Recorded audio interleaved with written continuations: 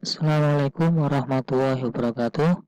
Selamat pagi kepada anak-anakku kelas 10 SMK Negeri 1 Bego. Pada kesempatan kali ini, nanti saya akan menjelaskan aturan sinus dan kosinus.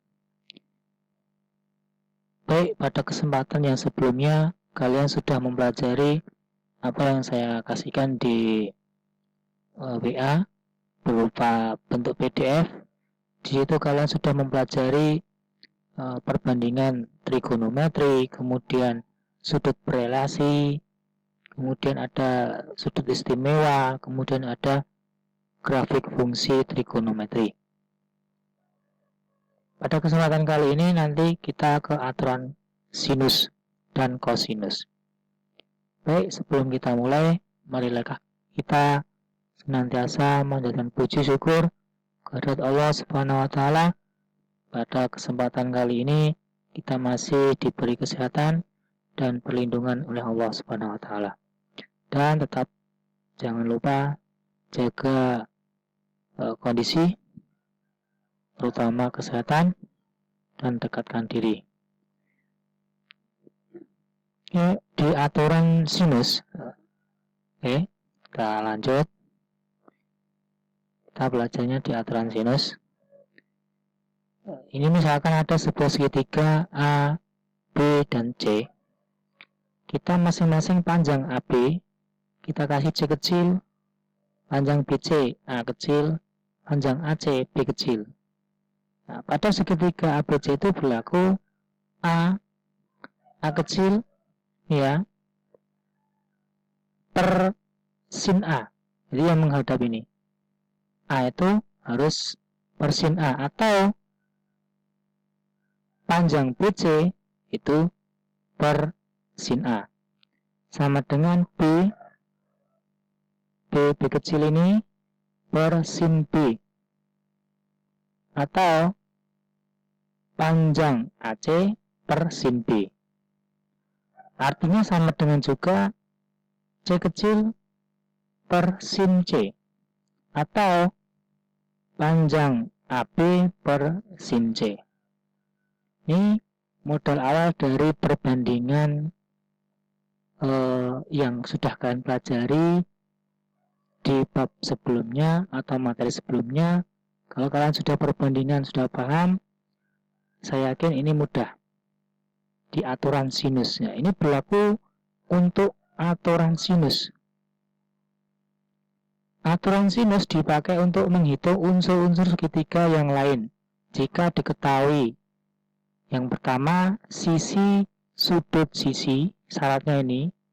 Kemudian sudut sisi sudut. Kemudian yang ketiga, sisi sudut. Nah, syaratnya ada 3 ini. Kalau ada 3 ini, pasti nanti kita menggunakan aturan sinus. Berarti kalau selain ini, berarti tidak menggunakan aturan sinus, bisa menggunakan aturan kosinus. Paham ya? Ya, syaratnya ini harus menggunakan aturan sinus ketika ada sisi sudut-sudut, sudut sisi sudut, sisi sudut. Misalkan dibalik sudut-sudut sisi, ya sama, cuma perbalikannya. Kita lanjut ke contoh. Diketahui segitiga ABC, panjang A 15 cm, panjang B 20 cm, sudut B-nya 30 derajat. Hitunglah unsur-unsur yang lain dengan menggunakan aturan sinus.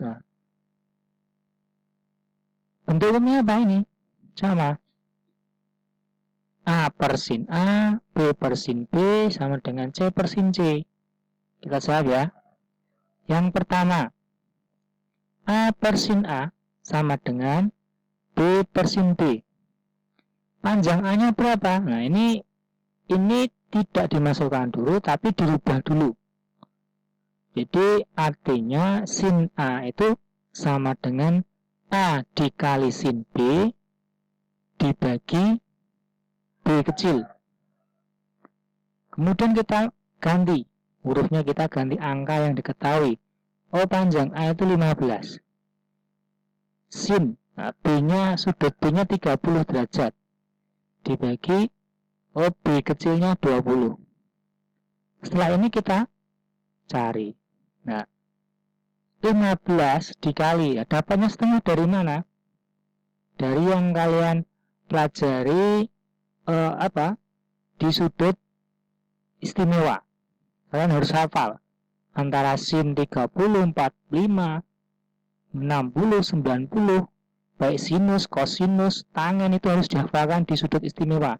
Kalian bisa membuka lagi di e-file, e-book atau PDF yang saya kirim. Jadi dapatnya setengah ini dari sin 30. Sin 30 itu besarnya setengah. Berarti 15 kali setengah dibagi 20. Jadinya berapa? 15/40. Artinya 0,375. Nah, 0,75 sudut A-nya ini. Sin A, artinya sudut A. Sin pangkat min 1, 0,375, itu artinya 22 derajat. Nah, ini mencari 0,375 ini kalian bisa menggunakan kalkulator atau menggunakan tabel. Karena ini kebetulan 0,375 itu tidak istimewa sudutnya. Paham ya? Oke. Berarti sudut A sudah ketemu 22 derajat. Kemudian yang kedua, sudut C sama dengan 180 derajat. Ini juga rumus. 180 derajat dikurangi sudut A ditambah sudut B. Nah, sudut berpelurus itu kan 180. Atau total sudut itu besarnya 180. Sudut segitiga. Jadi 180 dikurangi 22 tambah 30. Artinya 180 derajat dikurangi 52. Sehingga ketemu sudut C-nya berapa? 128 derajat. Paham ya? Untuk yang ketiga, sisi yang ke apa? Yang kita cari yang ketiga.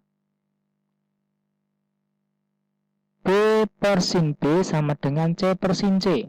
Nah, ini kita cari panjang C-nya. Karena sudut ABC sudah ketemu, panjang AB ketemu, kita mencari panjang C. Panjang C artinya B dikali sin C dibagi sin B. Nah, B-nya 20, sin 128. 128 dibagi sin 30. Nah, 20 kali sin 128 itu 0,788. Kalau sin 30 itu setengah atau 0,5. Kemudian kita kalikan, nah, jadinya 15,76 dibagi 0,5. Sehingga ketemu 31,5 cm untuk panjang C-nya. Mudah ya? Oke, ini kebetulan ini angka-angkanya ada yang tidak masuk di sudut istimewa. Jadi ada yang desimalnya atau komanya. Paham ya? Ini contoh aturan sinus. Oke, sekarang ke aturan kosinus. Nah, pada segitiga siku-siku atau segitiga ABC berlaku. Nah, aturan kosinus itu berlaku A kuadrat sama dengan B kuadrat tambah C kuadrat dikurangi 2BC cos A. Berarti apa? Kuncinya ini.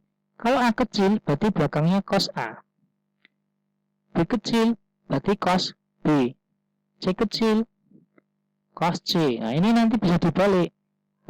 Kalau ini yang ditanyakan adalah panjangnya ABC-nya. Kalau nanti ditanyakan panjangnya sudut A-nya berapa, sudut B-nya berapa. Nah, nanti kita balik. Oke ya, kita lanjut dulu. Ini bentuk umumnya aturan kosinus. Nah, syarat aturan kosinus itu dipakai untuk menghitung unsur-unsur jika diketahui. Nah, syaratnya ini. Diketahui sisi, sudut sisi, atau sisi semua. Berarti nanti kita bisa mencari unsur lain. Contoh, diketahui ABC, panjang A-nya 20. Terus ketika ABC ya, panjang A-nya 20 cm, B-nya 30 cm, dan sudut C-nya 64 derajat. Nah, hitunglah unsur-unsur lain dengan menggunakan aturan kosinus. Nah, berarti unsur lain nanti ada sudut A, sudut B, dan panjang C. Nah, sekarang kita mencari panjang C dulu. Nah, panjang C atau C kuadrat sama dengan A kuadrat plus B kuadrat min 2AB cos C. Nah, ini kita masukkan ke sini. A-nya diganti 20, B-nya diganti 30. Kita kuadratkan 2 kali 20 kali 30 cos 64. Nah, kita kuadratkan 400 ditambah 900 dikurangi 120